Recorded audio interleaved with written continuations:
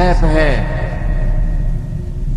کہ اپنی بچے بھاگ رہے ہیں عدالتوں میں مرضی کی شادیاں کرنے کے لیے، اور ماں باپ ڈٹے ہوئے اپنی مرضی پوری کروانے کے لیے۔ یہ بھی نادان ہے، وہ بھی نادان ہے۔ ان نوجوانوں سے کہتا ہوں، ایسا عشق نہ کرو کہ عدالتوں میں جا کے نکاح کر رہے ہو، ماں باپ کی دعا نہ ملی تو زندگی بھر کبھی بہار نہ دیکھو گے۔ اور ماں باپ سے کہتا ہوں، ایسا ظلم نہ کرو بس یہیں تیری شادی کرنی ہے تو کرنے تو جہاں جاتا چلا جا۔ یہ ظلم بھی مت کرو۔ ہمارے دیس میں بیٹیوں سے کوئی نہیں پوچھتا کہ بیٹی یہ رشتہ ہے تیرا کر دیں۔ بیٹے تو آج کچھ روشن زمانہ آ گیا پھر بھی کچھ اکڑ مکڑ کر لیتے ہیں، لیکن دیہاتوں میں نہیں ہو سکتا یہ، ہمارے ماحول میں یہ کوئی نہیں ہے۔ اسے وہیں کرنی پڑے گی جہاں باپ نے کہہ دیا ہے۔ اسے نہیں پسند، مجھے آ کر کہے گا، اسے کہے گا جی میں اتنے نہیں کرنا، لیکن میرا پیو ڈنڈا شاہی کھلوتا میں کی کرا۔ یہ زیادتی اور ظلم ہے۔ اور کہیں بچے تو آواز اٹھا لیتے ہیں، بچیاں تو بول نہیں سکتی، گھٹ گھٹ کے مر جاتی ہیں۔ کوئی ماں باپ یہ سلیقہ نہیں رکھتا، بیٹی یہ تیرا رشتہ آیا ہے ہم کر دیں، تیری پسند ہے ہم کر دیں۔ صرف بچیوں کو بتایا جاتا ہے، بتانے کی تکلیف بھی گوارا نہیں ہوتی، بس بھائی ہو گیا تیرا۔ ہمارے فیملی ٹرم بہت ذمہ دارہ فیملی، وہ بھی ہم ایک بچی کا فون ہے، ہمارا بہت پرانا تعلق، گھر جیسا۔ مولانا مجھے اتنی تعلیم دلوائی، اتنے اعلیٰ کالج میں پڑھایا، اور مجھے فون آیا کہ تیرا اسی رشتہ کر چھڑیا، بس اتنے کر چھڑیا تو فلانی تاریخ نو تیرا نکاح ہے۔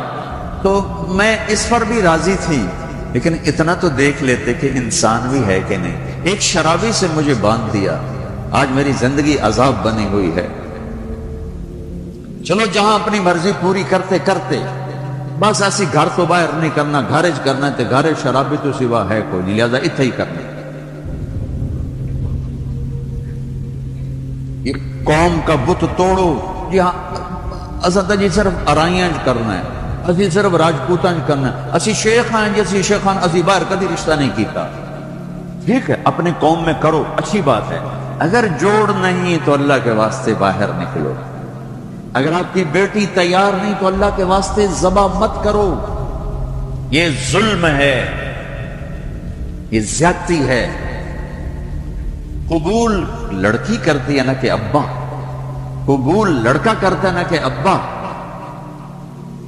یہ اختیار تو شریعت بچے کو دے رہی، بچی کو دے رہی کہ میں نے قبول کیا، کہے گی تو نکاح۔ وہ کہتے ہیں میں نے قبول نہیں کیا تو نہیں ہوگا۔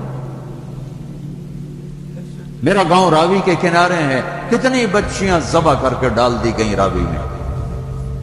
اپنی مرضی کی شادی کیتی ہے ہی نہ، بس ٹھیک ہے، ذبح کرنا۔ ساری زندگی بیٹے زنا کرتے ہیں تو کہو جی چھوڑ چکرن کر دے رہ جاندے ہیں، بیٹی پر شک پڑ جائے تو ذبح کر دیتے۔ ہائے ہائے ہائے ہائے۔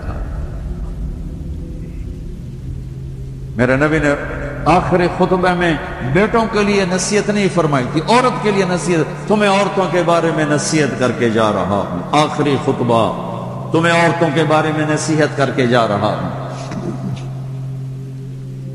ایسی درد بھری داستانیں میں جانتا ہوں، میرے دائیں بائیں ہوئی ہیں، ہو رہی ہیں۔ ماں باپ کو کہہ رہا ہوں کہ اللہ کے واسطے ماں باپ ہونے کا غلط فائدہ مت اٹھاؤ۔ باجی ایتھے کرنا ہے، خبر سج ایسی کو نہیں کرنا، اسی قوم تو باہر نہیں کرنا، کرنا ہی تو کر، نہیں تو بیٹھے رہو۔ میرے اپنے خاندان میں ہم چھوٹے چھوٹے کتنی بوڑھی ہماری پتہ نہیں دادیاں نانیاں جو بھی لگ دیاں، پتہ نہیں کی لگ دیاں، بغیر شادی کے مر گئیں کہ قوم میں رشتہ کوئی نہیں، خاندان میں رشتہ کوئی نہیں۔ یہ ستم آج میرے دیس میں ہے، یہ بھی ظلم ہے، صرف زمین دبانا ظلم نہیں، یہ بھی ظلم ہے۔ رشتہ رشتہ مانگنے والے علی، اور مانگا جا رہا ہے فاطمہ کا۔ نبیوں کے بعد سب سے عظیم جوڑی علی و فاطمہ، تو آسمان پہ طے ہو چکا ہے. علی آ کر بیٹھ جاتے ہیں, شرم کی وجہ سے بول نہیں سکتے. آپ کو تو پتہ ہے کیوں آئے ہیں. علی کیسے آئے؟ چپ. فرمایا فاطمہ کے رشتے کے لیے آئے ہو گئے. اچھی. تو ہم نے کہا انشاءاللہ. پہلے ایک حدیث سن. میرے نبی نے کہا میں نے جہاں شادی کی, میں نے جہاں بیٹی دی, پہلے آسمان سے وحی آئی, پھر میں نے قدم اٹھایا. اس کا مطلب ہے آسمان سے وحی آ چکی ہے, آ چکی ہے. کیونکہ پہلے ابو بکر نے آ کے رشتہ مانگا, آپ نے انکار کر دیا. حضرت عمر نے آ کے رشتہ مانگا, آپ نے انکار کر دیا. عبد الرحمن بن عوف نے حضرت علی سے کہا علی تو جا مانگ, تجھے نہیں انکار ہوگا. حضرت علی نے کہا میں تو بہت غریب ہوں, میرا تو گھر بھی اپنا نہیں, مجھے دے دیں گے؟ کہا ذرا تجھے ضرور دیں گے. تو ان کو بھیج کر نہ خود باہر سارے کھڑے ہو گئے. تو آپ نے کہا اچھا انشاءاللہ, اور یہ کہہ کر اٹھ گئے. حضرت علی پریشان ہو کے باہر نکلے. تو اب پوچھا عبد الرحمن کیا ہوا؟ کہ انکار ہو گیا. انہوں نے کہا کیسے؟ کہ بس کچھ نہیں کہا. اب کچھ تو کہا. کہ انشاءاللہ کہا. تو کہا تو بس ہو گیا. کہ وہ کیسے؟ کہ نبی کا انشاءاللہ ہاں ہوتا ہے. یہ ہاں ہے علی, ہاں ہے. اچھا اب یہ انشاءاللہ کیوں کہا ہے جبکہ آسمان سے وحی آ چکی, جبریل پیغام لا چکے ہیں؟ اب یہ انشاءاللہ کیوں کہا ہے؟ ایک کام کرنا باقی ہے. اب گھر گئے, بیٹی فاطمہ علی کا رشتہ آیا ہے, کر دوں؟ ہاں اس لیے نہیں ہاں کی وہاں. ہمارے والدین اپنی بےزتی سمجھتے ہیں بیٹی سے پوچھنا کہ دھیاں کو کوئی پوشیندہ ہے. ہمارے ذمہ داروں میں تو بہت ظلم ہوتا ہے. جیسے کوئی گائے بھینس ہے, جیسے کوئی بھیڑ بکری ہے, گلے میں رسی ڈال کے اور کسی کے قلعے پہ جا کے باندھ دو, کسی کے کھونٹے کے ساتھ جا کے باندھ دو. شہروں میں تو پھر بھی تعلیم آ گئی ہے, کچھ نہ کچھ بچیاں بھی بول پڑتی ہیں, اس کے بولنے کو بغاوت سمجھا جاتا ہے. او بھائی یہ بغاوت نہیں, اپنا حق مانگ رہی ہے. ہاں میں اولاد سے بھی کہتا ہوں اگر ماں باپ جبر کر جائیں پھر سہ جانا, پھر اللہ تمہارے لیے خیر کی شکلیں پیدا کرے گا. باغی ہو کے قدم اٹھاؤ گے تو تباہی ہے. لیکن ماں باپ سے بھی کہتا ہوں ایسے نادان نہ بنو, ایسے نادان نہ بنو. کیا حضرت فاطمہ انکار کر سکتی تھی؟ کیا حضرت فاطمہ پر اتنا اعتماد نہیں تھا میرے نبی کو؟ کیا آپ کہتے ہیں ہاں علی ٹھیک ہے بولو, میں بعد میں خود پوچھ لوں گا؟ نہیں, امت کو سبق دینا ہے کہ جو جوڑی آسمانوں پر طے ہو چکی ہو اس میں بھی پہلے پوچھنا ضروری ہے. حضرت فاطمہ نے عرض کی جی ہاں. پھر واپس آئے, علی مجمع اکٹھا کرو. لوگ اکٹھے کیے, پھر حضرت علی کو یہاں بٹھایا سامنے, پھر ممبر پہ کھڑے ہوئے کہ لوگو جبریل میرے پاس سے پیغام لے کر آئے اللہ کا کہ میں اپنی بیٹی فاطمہ کا ہاتھ علی کے ہاتھ میں دے دوں. پھر پوچھا, کیوں پوچھا؟ اے میری امت بچیوں سے پوچھنا, یہ ان کا زندگی انہوں نے گزارنی, تم نے تو نہیں گزارنی. میری عزت دا سوال ہے, میری غیرت دا سوال ہے. تیری زندگی تو گزر چکی ہے, اس لیے بھی شروع کر رہی ہے, کیوں اس کو سسکا کے مارنا چاہتی؟ پھر بیٹیوں کو حصہ کوئی نہیں دیتا وراثت میں. کیا کہیں کوڑے کے ڈھیر پر پڑی ملی تھی, یا کہیں یتیم خانے سے اٹھا کے لائے تھے, یا کسی اور پیٹ میں اس بچی نے پرورش پائی, یا کسی اور چھاتی کا دودھ پیا, یا کسی اور پانی سے یہ بنی. تیرے پانی سے بیٹا بنا, تیرے پانی سے بیٹی بنی. ایک چھاتی کا بیٹے نے دودھ پیا, اسی چھاتی کا بیٹی نے پیا. پروان چڑھی تو جہیز ہے کہ رخصت. ابھی چند دن پہلے ایک خاتون کا مجھے فون آیا ایک شہر سے کہ بھائیوں نے باپ بیمار ہوئے تو بھائیوں نے فراڈ کر کے ساری جائیداد اپنے نام لگوا کے مجھے خالی ہاتھ کر دیا ہے. میں در بدر پھر رہی ہوں, نہ میرے پاس گھر ہے, نہ میرے پاس کھانے کو روٹی ہے, اور بھائیوں نے ساری جائیداد پہ قبضہ کر لیا. یہ ہر گھر کی کہانی ہے, 100 میں 100 یہ کر رہے ہیں. کوئی لاکھوں میں ایک ہے جو بچیوں کی وراثت کا اہتمام کرتا ہے. باپ مر گیا, ماں بیوہ ہو گئی, اگر باپ کی وراثت ہے تو 8واں حصہ ماں کا ہے, 8واں حصہ ماں کا ہے, 8واں حصہ ماں کا ہے. ماں کو یہاں تک مت پہنچاؤ کہ تمہارے سامنے یوں کرے. جس کی چھاتیاں لٹک گئی تمہیں دودھ پلاتے ہوئے، وہ یوں کرے کہ مجھے پیسے دو۔ اگر باپ کی وراثت ہے 8واں حصہ اس کو دو، نہیں ہے تو ٹھیک ہے، تو اس کا حق ہے، بیٹیوں کا حق ہے، انہیں دو۔ تمہارے بیٹے تمہارے لیے عذاب بن جائیں گے آخرت میں اگر بیٹیوں کو حق نہ دیا۔ تو ان پر مادی ظلم بھی ہے، جانی ظلم بھی ہے، روحانی ظلم بھی ہے۔ نہ جائیداد دیتے ہیں، نہ ان کی رائے لیتے ہیں، بھیڑ بکری کی طرح کسی کی کھرلی پہ باندھ کے آ جاتے ہیں۔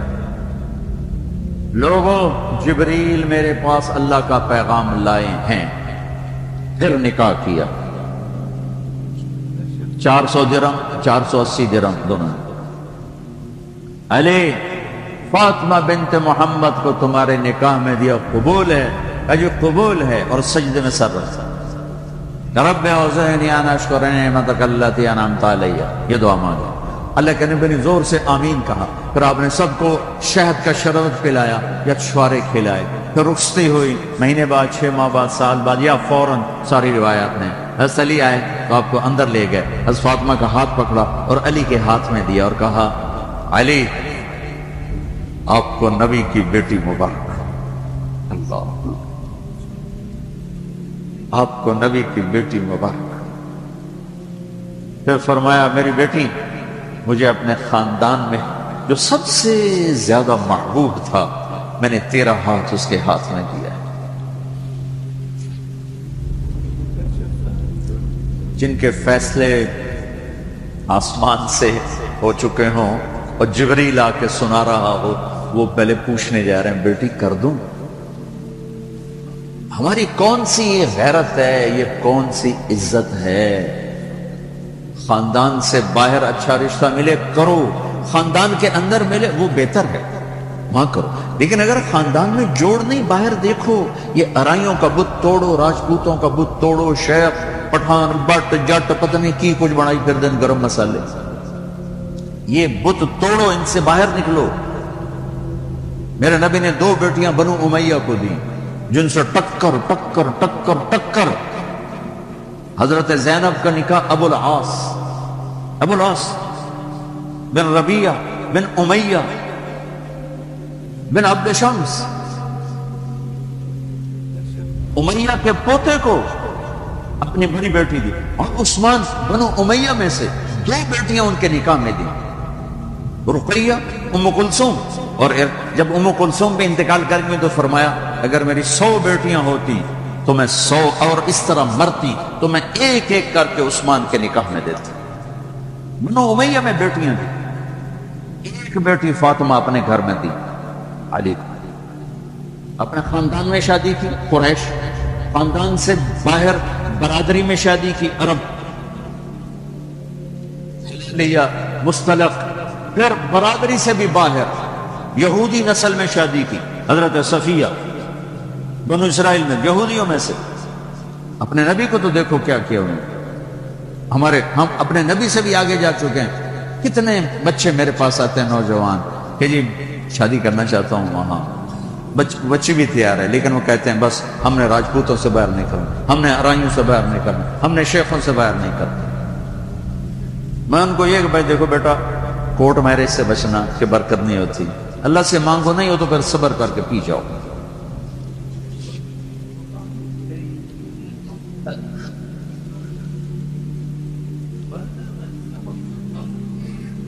اچھا بھائی بس کریں۔ تو یہ ایک خوبصورت زندگی ہے جس کو سیکھنے کی ضرورت ہے۔ یہ تبلیغ میں جانا، اس کو سیکھنا ہے۔ یہ وہ زندگی کے وہ مسائل ہیں جو عام طور پر ممبر سے بیان نہیں ہوتے، عام طور پر ان کو نہیں سامنے لایا جاتا، جس کی وجہ سے ہم ایسے الجھے پڑے ہیں۔ میں آپ کی منت کرتا ہوں، اپنے نبی کی پاکیزہ سیرت سیکھو، زندگی سیکھو، قرآن پڑھو، سیرت پڑھو، علماء سے رابطہ رکھو، علماء کو عزت دو، ہر فرقے کے عالم کو عزت دو، آپ سے اختلاف کرے، آپ کو برا بھلا کہے، عزت سے سلام کرو، محبت کرو، تبلیغ میں وقت لگاؤ، تو انشاءاللہ آپ کی زندگی کے روشن باب کھلتے چلے جائیں گے، کھلتے چلے جائیں گے۔ اور وہ چلا 4 مہینے کے لیے تو جس کے نصیب میں ہوگا وہ نکلے گا. لیکن ایک مطالبہ میں ہر بیان کے آخر میں کیا کرتا ہوں، وہ اب بھی کر رہا ہوں کہ ماشاءاللہ اکثر نوجوان کھڑے ہو بیٹھے ہو، پیچھے بھی گراؤنڈ میں لوگ بیٹھے ہوئے ہیں، میں آپ سب سے توبہ کی تشکیل کروانا چاہتا ہوں کہ آؤ ہم سب مل کر اجتماعی توبہ کر لیں کہ توبہ سے اللہ خوش پڑا ہوتا اور پچھلے سارے گناہ معاف ہو جاتے ہیں. تو کیا خیال ہے، توبہ کرنا ہے؟ تو توبہ کرتے ہو، پکی کرتے ہو؟ کہو میرے ساتھ، یا اللہ میری توبہ. پھر کہو یا اللہ میری توبہ. پھر کہو یا اللہ میری توبہ. مبارک مبارک مبارک. اگر آپ نے پکی کر لی ہے تو اللہ کے فضل سے آپ کے پچھلے سب گناہ معاف ہو گئے.